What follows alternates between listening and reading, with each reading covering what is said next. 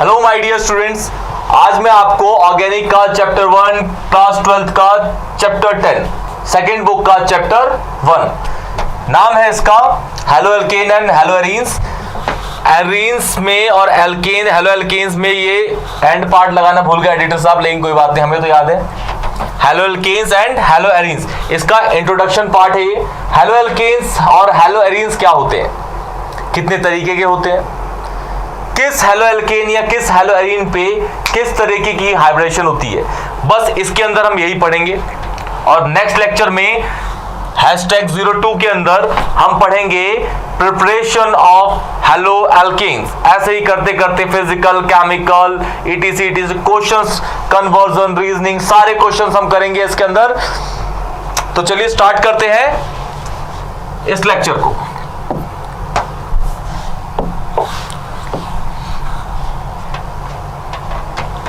Halo alkanes and haloarenes, आप देख रहे हैं इसके अंदर हेलो एल्केन्स और हेलो एरीन्स में हेलो जो पार्ट है ये इसके अंदर दोनों के अंदर है, फिर है एल्केन और एरीन, मतलब इसके अंदर 3 पार्ट है। हेलो एक पार्ट हो गया, एल्केन अलग हो गया, एरीन अलग, यही तीनों हम यहां पे पढ़ेंगे पहले पेज पे कि हेलो क्या होते हैं, एल्केन्स क्या होते हैं, एरीन्स क्या होते हैं। तो हेलो होते हैं आपके हैलोजन्स जो 17th ग्रुप एलिमेंट्स होते हैं। पूरे मॉडर्न पीरियोडिक टेबल के अंदर 17th ग्रुप एलिमेंट का नाम होता है हैलोजन। पूरे मॉडर्न पीरियोडिक टेबल के अंदर सबसे ज्यादा इलेक्ट्रोनेगेटिव ग्रुप का नाम है हैलोजन। पूरे पीरियोडिक टेबल में, मॉडर्न पीरियोडिक टेबल में, क्लियर। पहले देखते हैं कि इसके अंदर कौन कौन से एलिमेंट्स होते हैं।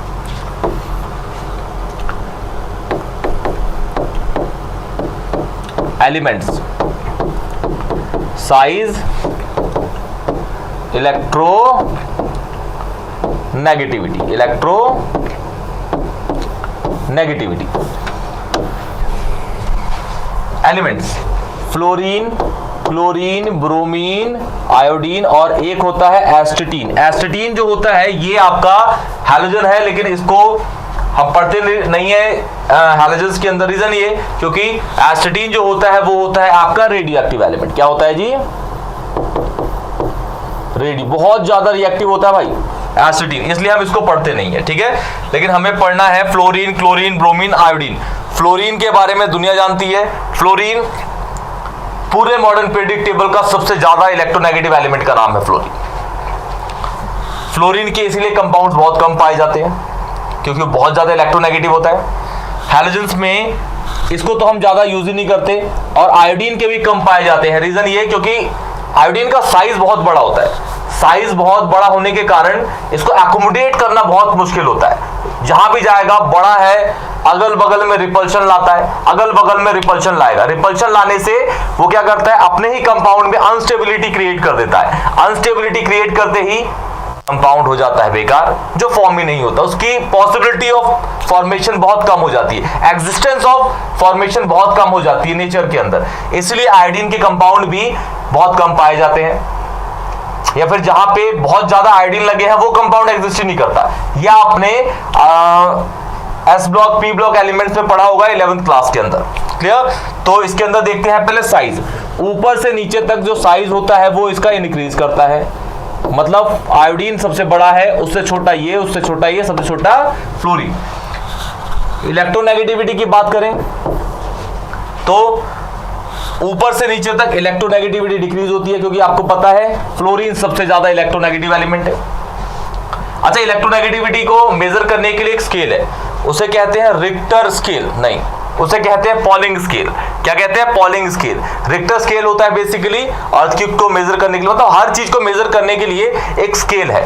मेरी हाइट है, इसको मेजर करने के लिए एक स्केल होता है। मेरे शरीर का एक वजन है, आपके शरीर का एक वजन है, उसको मेजर करने के लिए अलग स्केल है। हर चीज को मेजर करने के लिए बेसिकली एक स्केल है। इसी तरीके से इलेक्ट्रोनेगेटिविटी किसी भी एलिमेंट की अगर आपको मेजर करनी है तो उस स्केल का नाम है पॉलिंग स्केल। पॉलिंग स्केल से आप उसको मेजर कर सकते हैं कि इस फलाना फलाना एलिमेंट की इलेक्ट्रोनेगेटिविटी क्या होगी, उस फलाना फलाना एलिमेंट की इलेक्ट्रोनेगेटिविटी क्या होगी, क्लियर। वैसे तो अभी आपको मेमोराइज ही रखना है, अपनी मसल मेमोरी के अंदर इसको मेमोराइज करके ही रखना है। दूसरा है आपका एल्केन्स। क्या? एल्केन्स। एल्केन्स होते हैं आपके एलिफैटिक हाइड्रोकार्बन्स। एलिफैटिक जैसे CH3 CH3 इथेन हो गया, CH3 CH2 CH3 ये प्रोपेन हो गया, प्रोपेन CH3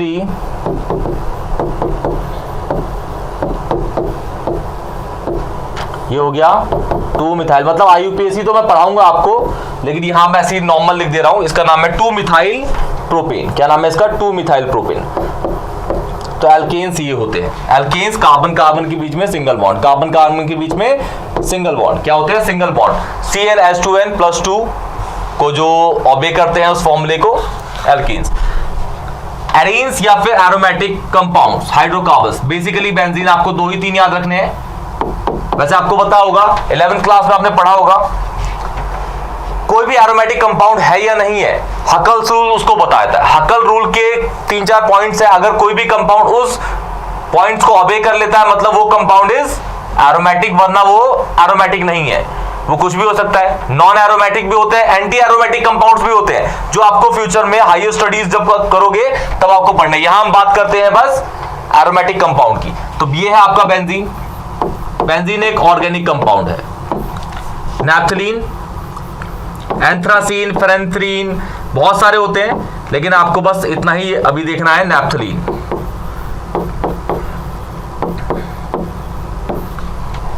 तो हैलोजन आपको पता है क्या हो गए, एल्केन्स आपको पता है, एरीन्स आपको पता है क्या हो गए। तो इन दोनों, ये सारा बेसिकली यही है। अब बढ़ते हैं हम आगे।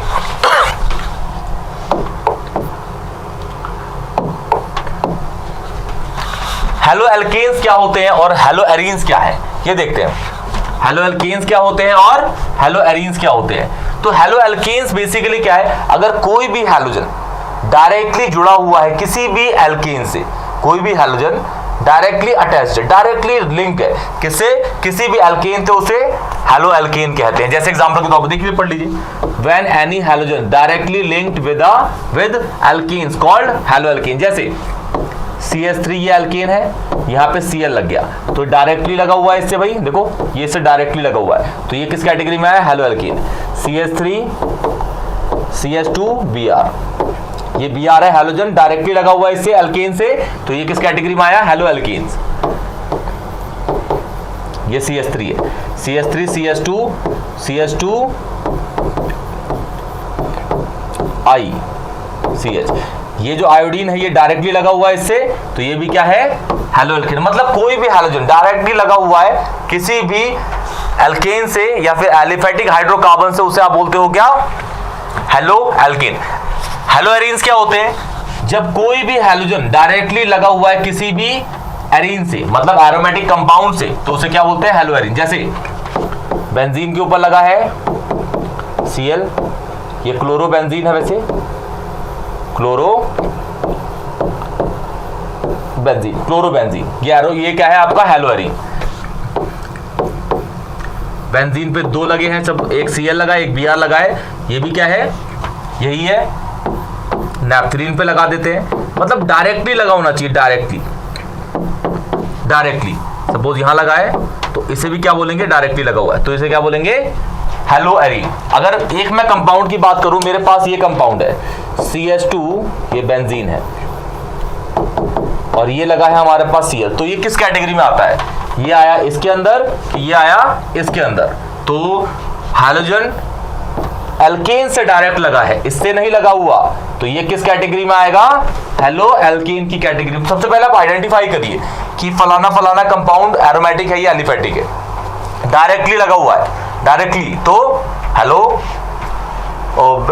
एरीन के साथ, बेंजीन के साथ लगा हुआ है, एरोमेटिक के साथ लगा हुआ है, तो उसे बोलेंगे हेलो एरीन। कोई भी हैलोजन अगर एल्केन के साथ लगा हुआ है तो हेलो एल्केन। क्लियर? बढ़ते हैं आगे।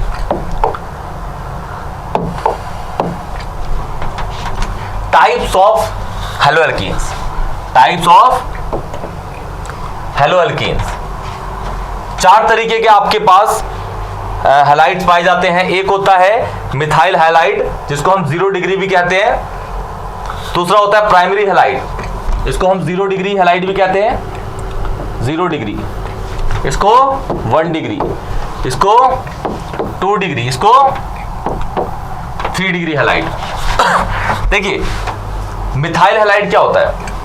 पहले एक्स को याद रखिए, जो एक्स है ना आपका हैलोजन से डिनोट होता है। एक्स जो है, x is halogen, x is 17th group element या फिर हैलोजन होता है।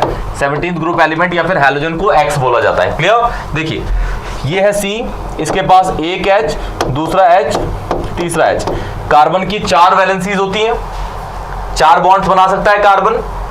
इस कार्बन के पास 3 हाइड्रोजन है, जो एक बॉन्ड होगा वो क्या है आपका एक्स, तो इसे क्या बोलेंगे हम? Methyl halide. क्या बोलेंगे? Methyl halide. क्या? मिथाइल। मतलब जिस कार्बन पे आपका हैलोजन लगा है, जिस कार्बन पे हैलोजन लगा है उसकी 3 वैलेंसी क्या होनी चाहिए? एस, तो उसे बोलेंगे आप क्या बोलेंगे इसको?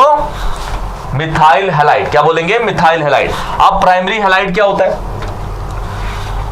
जिस कार्बन पे हैलोजन लगा है उसकी 3 वैलेंसी और है, उन 3 में से एक कार्बन क्या होगा? एक बॉन्ड जो होगा या फिर एक वैलेंसी होगी वो क्या होगी? कार्बन की चेन।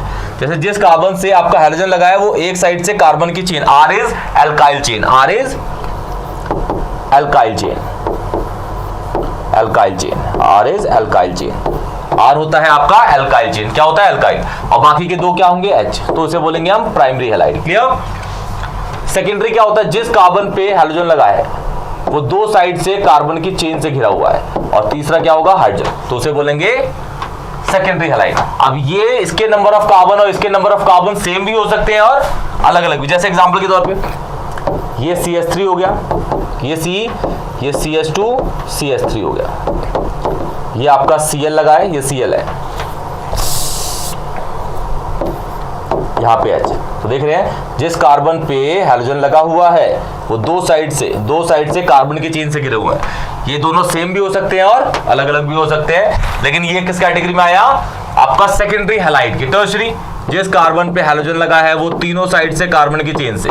अब ये तीनों साइड से कार्बन की चेन है वो अलग अलग भी हो सकती है और सेम भी। जैसे ये बस कार्बन होना चाहिए, सेम है ये डिफरेंट है नंबर ऑफ कार्बन, उससे कोई फर्क नहीं पड़ता। तो ये किस कैटेगरी में आएगा? टर्शियरी हैलाइड की कैटेगरी में।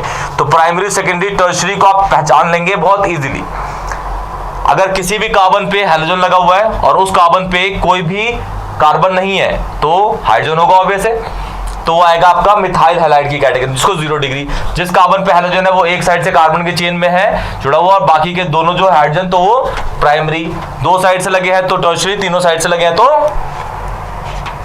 सेकेंडरी, और 2 साइड से लगे हैं तो सेकेंडरी, 3 साइड से लगे हैं तो टर्शियरी हैलो एल्केन्स या हैलाइड्स आते हैं। क्लियर? बढ़ते हैं आगे।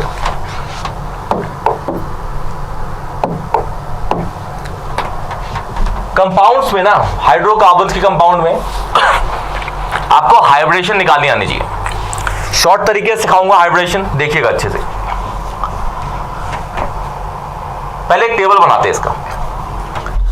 एक वर्ड है उसका नाम है electron pair. Electron pair, electron pair ना बेटा 2 कैटेगरीज में डिवाइड हो जाते हैं। इलेक्ट्रॉन पेयर 2 कैटेगरीज में डिवाइड हो जाते हैं। किसमें? 2 कैटेगरीज में डिवाइड हो जाते हैं इलेक्ट्रॉन पेयर। 2 कैटेगरीज में डिवाइड हो जाते हैं इलेक्ट्रॉन पेयर। पहला देखो, इलेक्ट्रॉन के जोड़े। अगर इलेक्ट्रॉन को जोड़ा बना दिया है तो लोन पेयर भी हो सकता है। इलेक्ट्रॉन का एक दूसरा जोड़ा बना दिया जाए तो बॉन्ड पेयर भी हो सकता है। क्या? Bond pair. लेकिन लोन पेयर कब होगा? जब वो इलेक्ट्रॉन्स नॉन बॉन्डिंग होंगे। मतलब डिफाइन द टर्म अगर बोलूं मैं लोन पेयर तो क्या होते हैं? Non bonding electrons are called lone pair. और फिर बॉन्ड पेयर क्या होंगे भाई? Bonding electrons are called what? Bond pair. क्या? अगर 2 इलेक्ट्रॉन्स किसी 2 एलिमेंट के बीच में फंसे हुए हैं तो वो होगा बॉन्ड पेयर। किसी भी एलिमेंट पे 2 आवारा इलेक्ट्रॉन है, 2 आवारा इलेक्ट्रॉन, तो क्या होंगे? Lone pair. क्योंकि वो तो भाई बॉन्डिंग में पार्टिसिपेट ही नहीं कर रहे, वो इधर उधर घूम रहे हैं। नॉन बॉन्डिंग इलेक्ट्रॉन है, कोई रिलेशन नहीं है, ना माँ की बात मानता है ना बाप की बात मानता है, तो रिएक्टिव भी होते हैं लोन पेयर। लोन पेयर समझ लीजिए, लोन पेयर रिएक्टिव होते हैं और नॉन बॉन्डिंग इलेक्ट्रॉन्स होते हैं। जहां पे लोन पेयर आया रिएक्टिविटी बन जाती है भाई, क्योंकि लोन पेयर होते हैं आवारा। कोई माँ बाप का उस पर काबू नहीं है, आवारा है वो। क्लियर? तो इलेक्ट्रॉन पेयर आपका Bp plus Lp। B electron pair से हाइब्रिडेशन की आपको वो बताता हूं मैं, ट्रिक बताता हूं। लोन पेयर तो एक ही तरीके के होते हैं, बॉन्ड पेयर 2 तरीके के होते हैं, सिग्मा और पाई। सिग्मा और पाई। देखिए जैसे हाइड्रोजन है, हाइड्रोजन और हाइड्रोजन के बीच में एक ही बॉन्ड होता है, ऑक्सीजन ऑक्सीजन के बीच में 2 बॉन्ड होते हैं, नाइट्रोजन नाइट्रोजन के बीच में 3 बॉन्ड होते हैं। अगर 2 एलिमेंट्स के बीच में एक बॉन्ड है तो वो सिग्मा बॉन्ड होता है। 2 एलिमेंट के बीच में 2 बॉन्ड है तो एक सिग्मा एक पाई। 2 एलिमेंट के बीच में 3 बॉन्ड है तो ऊपर वाला पाई, नीचे वाला पाई और बीच वाला सिग्मा। बीच वाला सिग्मा बॉन्ड, कौन सा? बीच वाला सिग्मा बॉन्ड होता है। क्या होता है? बीच वाला सिग्मा बॉन्ड। और जो सिग्मा बॉन्ड है ये स्ट्रॉन्गर होता है किससे? Than pi. ये कौन थ्योरी बताती है? पूरी की पूरी इसको नोट कर लीजिएगा अलग से। ये वैलेंस बॉन्ड थ्योरी बताती है भाई 11th की valence bond theory. Valence bond theory ने सारी चीजें बताई। 2 एलिमेंट के बीच में एक बॉन्ड है तो सिग्मा, 2 एलिमेंट के बीच में 2 बॉन्ड है तो सिग्मा पाई, 2 एलिमेंट के बीच में 3 बॉन्ड है तो 2 पाई 1 सिग्मा, 2 एलिमेंट के बीच में 4 बॉन्ड कभी बन ही नहीं सकते। इसका आंसर बताइएगा क्यों होता है? 11th क्लास में पढ़ा होगा आप लोगों ने। क्लियर? डिस्क्रिप्शन में लिंक में आपको मैं नेक्स्ट टू नेक्स्ट वीडियो में बना के डाल दूंगा। अगर आपको नहीं पता होगा या फिर क्वेश्चन पूछना होगा तो क्वेश्चन पूछेगा, या फिर आता होगा तो जरूर बताइएगा। क्लियर? तो इसको लिख लीजिएगा। क्लियर? और सिग्मा बॉन्ड जो होता है वो स्ट्रॉन्गर होता है किससे? पाई से। ये भी हमारा वैलेंस बॉन्ड बताता है, क्योंकि सिग्मा बॉन्ड में जो ओवरलैपिंग होती है ऑर्बिटल्स की वो बहुत ज्यादा ओवरलैपिंग होती है। पाई बॉन्ड में ओवरलैपिंग कम होती है। सिग्मा बॉन्ड में हेड टू हेड होती है और उसमें होती है साइडवेज। साइडवेज में बॉन्ड का जो ओवरलैपिंग है, एक्सटेंड ऑफ ओवरलैपिंग होता है वो कम होता है, और सिग्मा में क्या होता है? ज्यादा। इसलिए sigma is stronger than pi. Clear? देखिए, अगर लोन पेयर, अच्छा जो हम यहाँ बॉन्ड पेयर की बात कर रहे हैं वो बॉन्ड पेयर हमेशा कौन सा होगा? सिग्मा, क्योंकि वो स्ट्रॉन्ग होता है। अगर बीपी प्लस एलपी, और बीपी कौन सा? सिग्मा हमेशा। अगर 2 आया, 3 आया, 4 आया, 5 आया, 6 आया, 7 आया, 2 आया तो उसकी हाइब्रिडेशन होगी एसपी। 3 आया, 4 आया, 5 आया, 6 आया, 7 आया, 3 आया तो sp2, 4 आया तो sp3, फिर sp3d1, sp3d2, sp3d3। इस तरीके से है भाई, ये इस तरीके से। क्लियर? इस तरीके से इनकी हाइब्रिडेशन है। बस आपको कॉम्बिनेशन पहचानना है। क्या पहचानना है? कॉम्बिनेशन। अब मैं इसके क्वेश्चंस यहां कराऊंगा, ध्यान से देखिएगा। ठीक है? इसको मैं हटा देता हूं, इस वाले पोर्शन को। देखिए, जैसे सपोज मेरे पास एक कंपाउंड है C,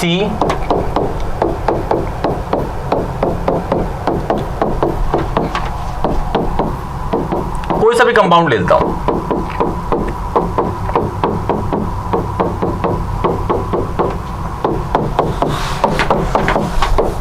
ये है H, ये पूरा एक कंपाउंड है, ये पूरा का पूरा एक कंपाउंड है। अब देखिए इसके अंदर सिग्मा पाई कौन कौन से है भाई, वो चेक कर लेते हैं। 2 एटम के बीच में एक बॉन्ड है सिग्मा, ये भी sigma sigma sigma sigma sigma sigma sigma sigma sigma, ये भी sigma sigma sigma sigma sigma sigma sigma sigma. 2 atom के बीच में 2 बॉन्ड है, एक पाई और एक सिग्मा, एक पाई और एक सिग्मा। देखिए कार्बन के आउटर मोस्ट शेल में 4 इलेक्ट्रॉन होते हैं और हर कार्बन ने 4 बॉन्ड बना रखे हैं भाई। इसने भी 4 4 4 4 4, हर ने 4 4 बना रखे हैं। मतलब किसी पे भी लोन पेयर की तो पॉसिबिलिटी नहीं है, क्योंकि सारे के सारे इलेक्ट्रॉन उसके बिजी हैं बॉन्ड फॉर्मेशन में। लोन पेयर का पत्ता कट गया, लोन पेयर का पत्ता कट गया। अब बॉन्ड पेयर पे 1 सिग्मा 2 सिग्मा, इसके लिए इस कार्बन की बात कर रहे हैं। 1 सिग्मा 2 3 4, तो इसकी क्या होगी हाइब्रिडेशन? 4 के लिए होती है sp3। क्या होगी? sp3। सेम इस कार्बन पे सिग्मा सिग्मा सिग्मा सिग्मा, तो इस कार्बन की भी क्या होगी? कार्बन की कह रहा हूं मैं, कार्बन की sp3। इस कार्बन के देखिए फिर से 1 2 3 4 sp3। इस वाले के देखिए 1 2 और 3, 3 ही है। 1 सिग्मा 2 सिग्मा 3 सिग्मा, ये तो पाई है, तो इसकी क्या होगी? sp2। क्या होगी? sp2। देखिए 3 के लिए क्या होती है? sp2। इस कार्बन की देखिए 1 2 3 4, तो फिर से इसकी क्या होगी? sp3। इसके लिए देखिए 1 2 3 4 sp3। क्लियर? तो आप किसी भी कंपाउंड में लोन पेयर और बॉन्ड पेयर को कैलकुलेट करके उसका हाइब्रिडेशन पता कर सकते हैं, लेकिन उसके लिए आपको उसका स्ट्रक्चर पता होना चाहिए भाई। स्ट्रक्चर नहीं पता तब तो परेशानी है। लोन पेयर्स आपको देखने पड़ेंगे, और ये तो आपने 11th क्लास में चैप्टर 4 में पढ़ लिया होगा। Lewis Stuart structure, VSEPR theory, ये सब आपने पढ़ लिया होगा। तब तो बहुत इजी है, और ऑर्गेनिक तो बहुत इजी होती ही है। बस कनेक्ट रहिए, वीडियोस को देखते रहिए। नेक्स्ट वीडियो में एक दिन छोड़ के लेके आऊंगा पूरी की पूरी प्रिपरेशन ऑफ हैलो एल्कीन, पूरा का पूरा प्रिपरेशन ऑफ हैलो एल्कीन, बहुत अच्छे तरीके से, बहुत इजी तरीके से कराऊंगा आपको, बहुत अच्छे और बहुत इजी तरीके से। बस आपको क्या काम करना है, 11th के थोड़े नोट्स को आप रिवाइज कर लीजिएगा। Stability of carbocation, stability of carbanion, stability of free radical, इसको दिमाग में छाप लीजिएगा। मार्कोनिक, एंटी मार्कोनिक रूल्स को आप थोड़ा प्रिपेयर कर लीजिएगा। सारा मैं कराऊंगा, लेकिन फिर भी प्रिपरेशन ऑफ हैलो एल्केन में कार्बोकेटाइन की स्टेबिलिटी, कार्बोएनाइन की स्टेबिलिटी और फ्री रेडिकल की स्टेबिलिटी आपको पता होनी चाहिए, और रिवाइज करेंगे तो आपका ही अच्छा होगा और समझ आएगा आपको। तो एक क्वेश्चन मैं देता हूं आप लोगों को, उसके लिए करिएगा, निकालिएगा उसकी हाइब्रिडेशन, हर कार्बन की हाइब्रिडेशन निकालिएगा।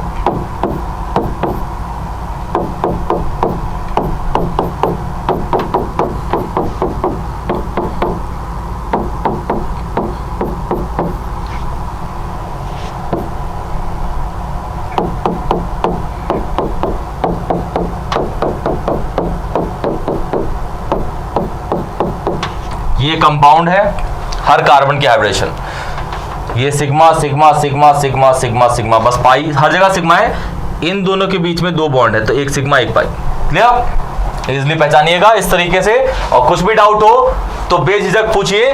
हमारे प्यारे से चैनल स्टडी क्लब 24/7 को सब्सक्राइब करिए और शेयर करिए और इसको फैलाइए कि हम अपनी अच्छी अच्छी वीडियोस आप लोगों तक पहुंचा सकें। तो आज का ये लेक्चर यहीं खत्म करते हैं। धन्यवाद।